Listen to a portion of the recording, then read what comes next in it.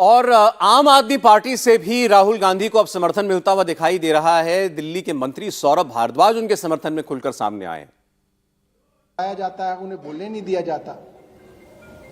और अब छोटे छोटे मामलों के अंदर दर्जन भर राज्यों के अंदर मुकदमे दर्ज कराए जाते हैं। मुकदमे दर्ज करा के फास्ट ट्रैक कोर्ट के अंदर बड़े बड़े विपक्षी दल के नेताओं के खिलाफ फैसले आ रहे हैं।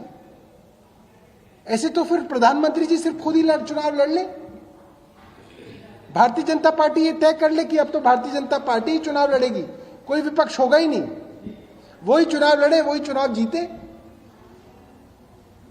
ऐसा तो डिक्टेटरशिप में सुना जाता था। पिछले दिनों आम आदमी पार्टी ने एक साधारण तो आम आदमी पार्टी भी अब खुलकर राहुल गांधी के समर्थन में आ गई है। देवेंद्र, इस पूरे प्रकरण से कम ये जरूर देखने को मिल रहा है कि विपक्ष में एकता का जो थोड़ी कमी नजर आ रही थी वो पूरी होती दिखाई दे रही है। फ्रीडम ऐप से सीखकर आपने मछली पालन शुरू किया है? अगर ऐसा है तो आप अपनी मछलियों को 1 करोड़ फ्रीडम ऐप के ग्राहकों को आप बिना किसी खर्चे के उन्हें बेच सकते हैं। आम आदमी पार्टी खुलकर राहुल गांधी के समर्थन में, हालांकि वो कह रही है कि ये हमारे मामलों में हमारा साथ नहीं देते। मनीष सिसोदिया के मामले में कांग्रेस ने साथ नहीं दिया था, लेकिन हम जरूर राहुल गांधी के मामले में साथ खड़े हैं। अब तो बड़ा सही आ गया ना।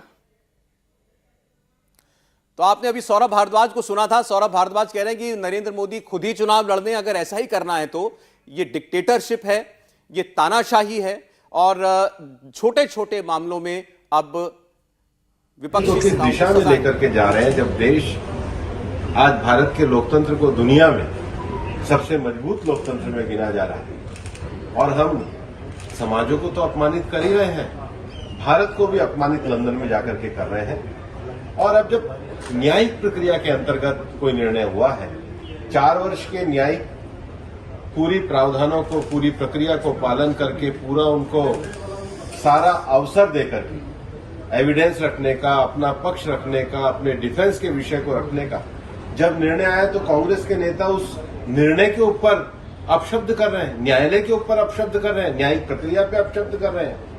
इस देश में न्यायिक प्रक्रिया के अनुसार शासन चलता है और जो सर्वोच्च न्यायालय ने डिस्क्वालिफिकेशन का जो निर्णय दिया है उसके अनुरूप जो जैसा अन्य जनप्रतिनिधियों के साथ कार्रवाई हुई है, उचित दिशा में उसी दिशा में कार्रवाई हुई है।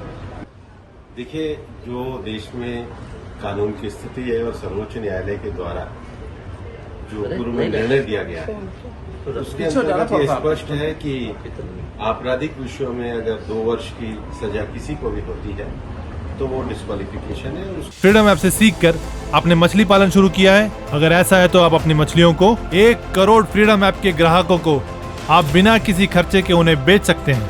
कानूनी प्रावधान के अनुसार ही लोकसभा सचिवालय ने उनके डिस्क्वालिफिकेशन के विषय को, लेकिन मूल विषय जो है, और आज सुबह से मेरे को ओबीसी समाज के लोगों के फोन आ रहे हैं कि क्या कोई राष्ट्रीय राजनीतिक दल का नेता एक सरनेम पे एक समाज को, पूरे समाज को क्या चोर कह सकता है? क्या ओबीसी समाज के लोगों को, क्या छोटे समाज के लोगों को अपने सरनेम के कारण अपमानित होना पड़ेगा? क्या कांग्रेस जैसी राष्ट्रीय पार्टी को छोटे समाजों को अपमान करके और अपने अहंकार में आकर के अगर वो माफी भी नहीं मांगते तो क्या इस अहंकार को ही वो अभिव्यक्ति की आजादी कहते हैं? ये अब्यूज कर रहे थे, क्रिटिसिज्म नहीं कर रहे थे। गाली देने में और आलोचना करने में अंतर होते हैं। कोई लोकतांत्रिक बहस नहीं कर रहे थे राहुल गांधी, एक ओबीसी समाज को गाली देने का काम कर रहे थे जो उनकी इस कृत्य के कारण उनको सजा मिली। इंडिया टीवी हर वक्त हर जगह डाउनलोड करने के लिए सर्च करें India TV news Google play store या ऐप स्टोर पर।